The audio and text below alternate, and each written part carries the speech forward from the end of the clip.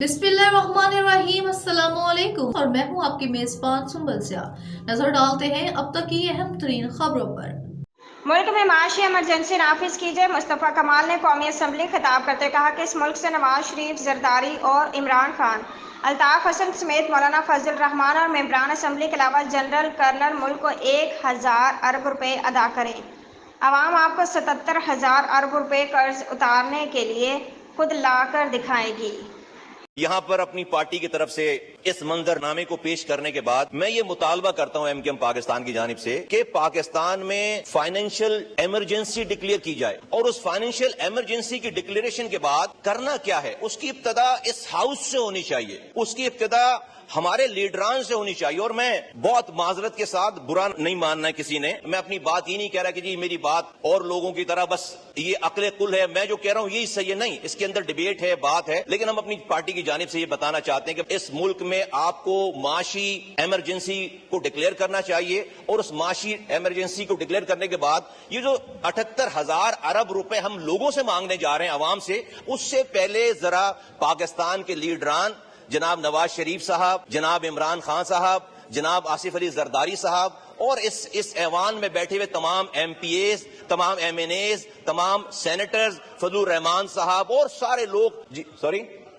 अल्ताफ हुसैन साहब, जी बिल्कुल, वो भी आपको बहुत याद आ रहे हैं। एड्रेस तो तमाम लीडरान से मेरी ये गुजारिश है कि वो पहल करें। फर्ज करें कि क्या ही बेहतर हो कि ये 78,000 अरब रुपए उतारने से पहले हम सारे मिलकर 1,000 अरब रुपए हम पहले लोगों को दिखाएं कि हमने 1,000 अरब रुपए अपनी जेबों से जमा कराया पाकिस्तान का कर्ज उतारने के लिए। मसलन नवाज शरीफ साहब के पास रायवंड का महल है, इमरान खान साहब के पास बनी गाला है, जरदारी साहब के पास सारे शहरों में बिलावल हाउसेज हैं, तो दे देना सारे एक एक घर जो है वो पाकिस्तान को अतिया कर दें। इमरान खान साहब बनी गाला दे दें, जरदारी साहब एक बिलावल हाउस दे दें और जो है वो रायवंड वाला घर दे दें, एक अतिया कर दें पाकिस्तान को। और ये हाउस, ये जो हम लोग यहाँ बैठे हुए हैं, हम ये ऐलान करें कि 25% हम अपनी मिल्कियत जो कि हमारी जायदादें हैं वो हम पाकिस्तान के लिए अतिया करते हैं। तमाम एमपीएस, तमाम सेनेटर्स, तमाम वुजरा, सब लोग 25% हम ये अतिया करते हैं। तमाम रिटायर्ड और तमाम फौजी अफसरान, तमाम हाजिर जर्नैल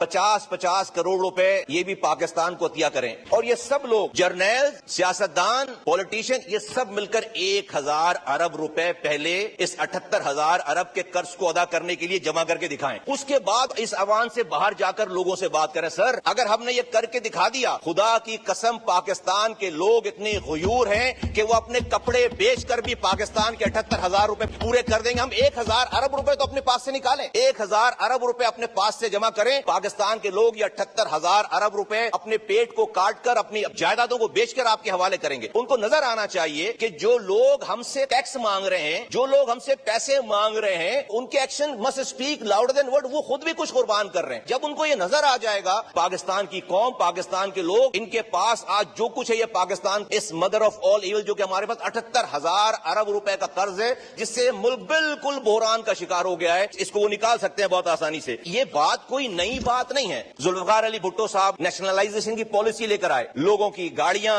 लोगों की फैक्ट्रियां, लोगों के घर, स्कूल, कॉलेज नेशनलाइज, मुल्क में ऐसे हालात होंगे, नेशनलाइज कर दिया, ले लिया उनसे। मैं तो जबरदस्ती नेशनलाइज करने की बात ही नहीं कह रहा, मैं तो वॉलंटियरली कह रहा हूं, मैं तो वॉलंटियरली नेशनलाइज कर दें और कोई भी गरीब नहीं होगा इसमें से। ना तो मियां साहब गरीब होंगे, ना जरदारी साहब गरीब होंगे, ना इमरान खान साहब गरीब होंगे, ना ये पार्लियामेंट में बैठे हुए लोग 25% अपनी तमाम जायदादों में से दे दें, ये भी गरीब नहीं होंगे। और इसी मुल्क से कमाया है, क्या मसला है, दोबारा कमा लेंगे। भाई, इस दूध देने वाली गाय जो कि मर रही है, खुदा न खास्ता, इसका दूध और निकालने के लिए, इसका गोश्त खाने के लिए, इसको खिलाएं तो उसको जिंदा तो रखें कम से कम। तो लोगों के पास बाद में जाएं, अपने घर से शुरुआत करें, क्योंकि लोगों की वजह से आज हमारे ऊपर ये 78,000 अरब का कर्ज नहीं है। इस ऐवान में बैठे हुए लोग और हुक्मरानी पर बैठे हुए लोगों की पॉलिसीज की वजह से, वो मैं सही गलत की बात नहीं कर रहा, लेकिन आज जो कुछ है ये इसी मुल्क के चलाने वालों की वजह से लोगों के ऊपर ये कर्ज है ना, लोगों के ऊपर ये अजाब आया हुआ है।